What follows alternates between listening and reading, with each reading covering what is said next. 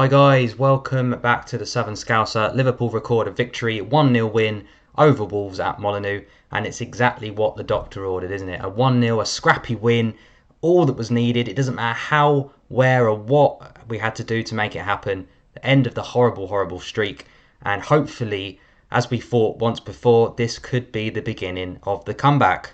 As I say, a scrappy 1-0 win. Jota, of course, scoring a goal against his old club. It's always the way, isn't it, in these big games, always against their former teams. And Jota did celebrate, all right. It wasn't going crazy, but there was a lot of the game left to go. And what a perfect time to score, right on half time. Mane had glorious, glorious chances. A lot of people say Mane had a good game. For me, he was awful, wasteful, didn't want to pass, was selfish, and should have put us 1 or 2-0 up, really. So yeah, the fact that Jota's shot wasn't ideal, but Mane decided to finally actually pass the ball, and it actually led to a goal. So Jota, yeah, he's had better shots, and Patricio has probably saved those 9 times out of 10. So yeah, a horrible way to score. Not very. The move was good, but the finish, should have probably been saved. Big chances at either end. Wolves were absolutely shocking. They did absolutely nothing. Up front, they've got nothing there at all without Jimenez. You can see why they're where they are. Is it Willian Jose up front? Shocking. Adama Traore, just a big lump that's fast, that has got no end product whatsoever. And Pedro Neto is decent, but didn't really get involved much tonight. 5 goals, 5 assists this season, so he's averaging a goal involvement once every 3 games, which is decent, but yeah, he can't do it all by himself, can he? So yeah, I thought a better team than Wolves tonight would have definitely scored a goal. But yeah, for me, it was one of them games. It was a scrappy 1-0. Liverpool weren't great. The opposition were worse, and yeah, I mean, if that goal doesn't go in from Jota, I don't see us scoring all night either. So 0-0 probably would have happened. I don't see us going ahead and attacking and getting another goal. So yeah, I'm obviously really, really pleased with the win. Massive, massive 3 points for Liverpool. As I said before in my preview video, it doesn't matter how they come. 3 points can move you up, and we've moved from 8th to 6th. We're now 5 points off of 4th, same games played, which is Chelsea. But we are, the teams below us, the likes of Tottenham, Villa, and Everton, are all games in hand on us and less than 3 points away. So lots and lots of work to be done. By all means, we're not straight back in the race. It's a great result. It puts us back in the mix, kind of back into that conversation. But by all means, we're definitely not favourites to get top 4. And still, it's a battle for the top 6 places currently. I'm not getting ahead of myself. We've just got to keep getting these wins now. We've got Arsenal away next after a 3-week break, so a long time to focus on that. Internationals as well, but obviously not all the players will be going on international duty due to playing outside of Europe. So a lot of them will be staying here. So lots of time to recuperate, recover. Any niggling injuries can go away for the majority of these players. A nice fresh reset. And what a great result to go into a 3-week break with. If you go into a break where you've just lost a game or a boring 0-0, there's just this, you're thinking of that result for so long, but we've gone into that result. Everybody's happy. It wasn't a great game. We've got the win, and now can we come back fresh eyes, fresh bodies, fresh minds, and kick on in this Premier League season. Obviously, a big shout out as well to Rui Patricio, who had a horrible coming together with Connor Cody.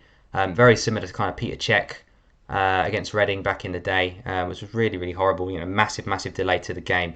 Obviously, of course, take as long as it absolutely has to be. So all my best to him, as every Liverpool fan will also say. We really hope he's okay, and hopefully he hasn't gone the same way as Raul Jimenez. Hopefully it's just a concussion. It's not anything more serious. So hope to see him back before the end of the season. If not, health and nice and healthy for the start of next season. If he doesn't manage to come back this year, but yeah, horrible coming together that was. So yeah, as I say, the game was poor in terms of man of the match. It's pretty difficult to give a man of the match because, all right, there was a couple of people that had a decent game. Robertson, Kabak, Phillips were all right.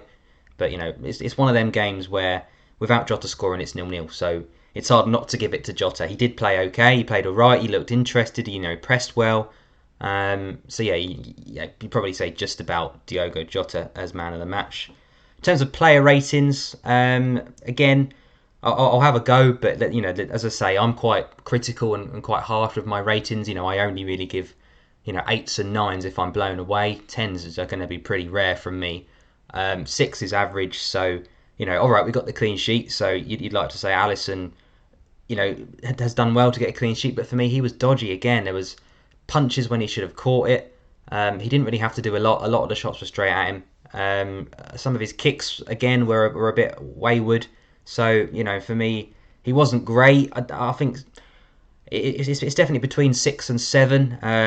I'll probably give him a 7 because of the clean sheet. If he concedes a goal, you're probably looking at 5s and 6s. But for me, at least he got a clean sheet. Give him a bit of confidence. So fingers crossed he kicks in from there. So a 7 for Alisson. Trent and Robertson. Trent was okay. He was all right. He linked up okay, but he overlapped quite well in the first half and was quiet in the second half. Whereas Robertson was a bit quieter in the first and a lot more involved in the second. And there was one point in the second half where Robertson just opened up his legs and kicked and ran and got down the byline. And we've not seen that from him enough lately. It was really, really positive to see. Ball into Salah early, catch teams on the break. If we've got a 1-0 lead, Wolves have got to come out. So let's smash them back with our counter attack. Counter press. So that was really, really positive to see. I was saying Wolves haven't scored the first goal for something like the last 18 games, and that was Liverpool's earliest goal for weeks as well. So it was two teams really struggling in a really bad patch of form. But as I say, the scrappy 1-0 was all that was needed. So my score prediction was correct. My starting 11 was correct. I got that spot on as well. But yeah, I'd say probably Trent and Robertson both 7s as well. I don't think they were any worse than Alisson. I don't think they did anything particularly special to get an 8. So 7s all round there for me. Kabak and Phillips I think had good games.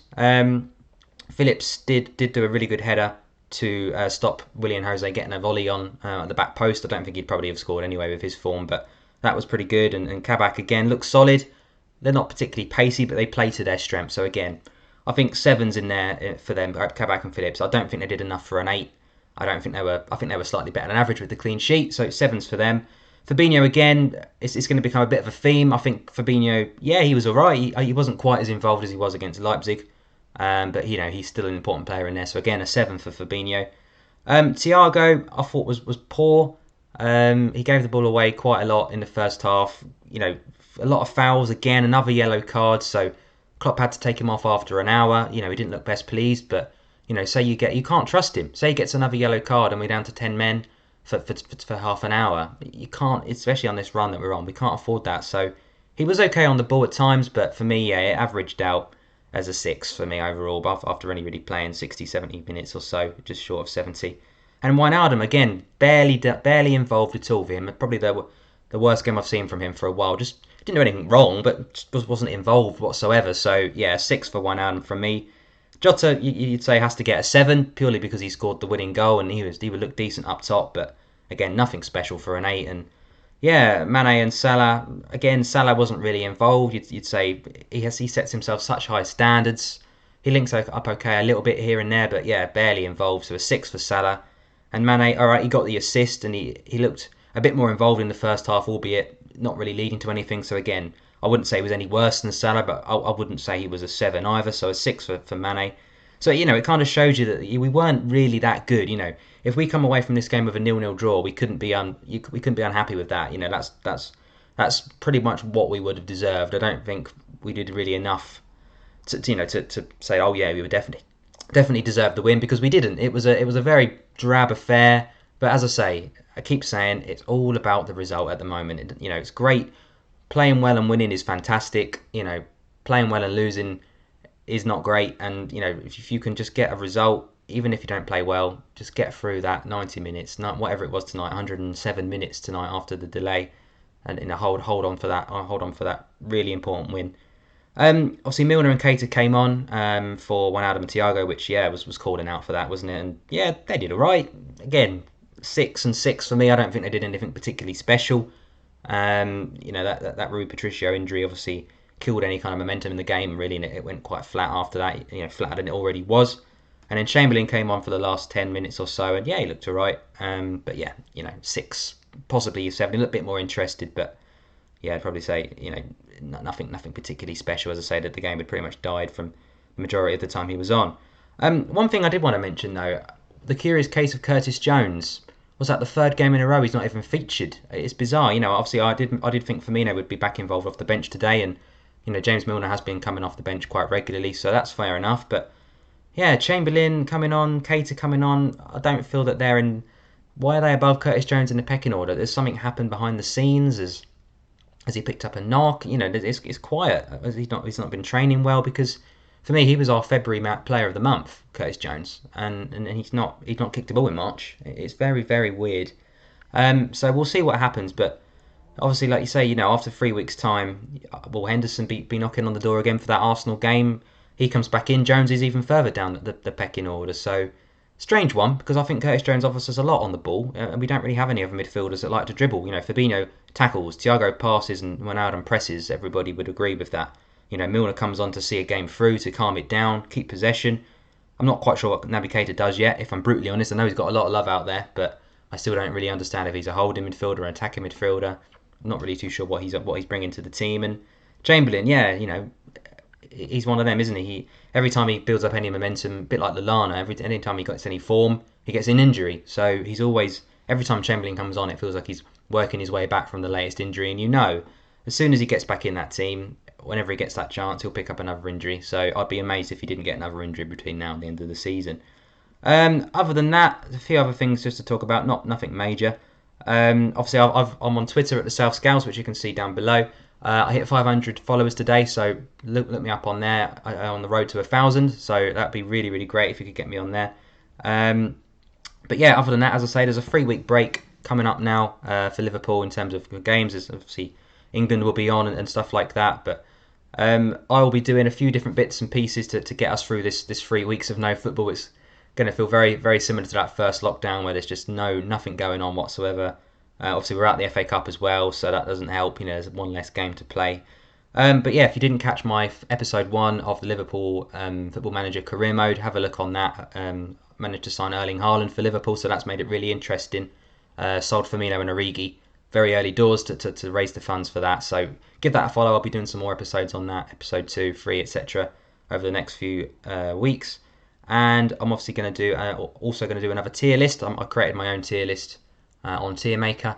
So I did one probably a couple of months ago now, in terms of reviewing and rating how Liverpool have done this season. For the likes of Van Dijk, it's difficult to put him any higher than average, for example, because he's not really played. But I'll do an updated one on that, and then towards the end of the season, I'll probably do a who's in, who's out kind of thing. And looking ahead to next season, as we go on, I'll do another tier list in terms of who's important, who should really not be involved, etc. So I think tier lists are always pretty popular. So look out for those guys. That's what's coming up from me, and I'll catch you very, very soon. Take care.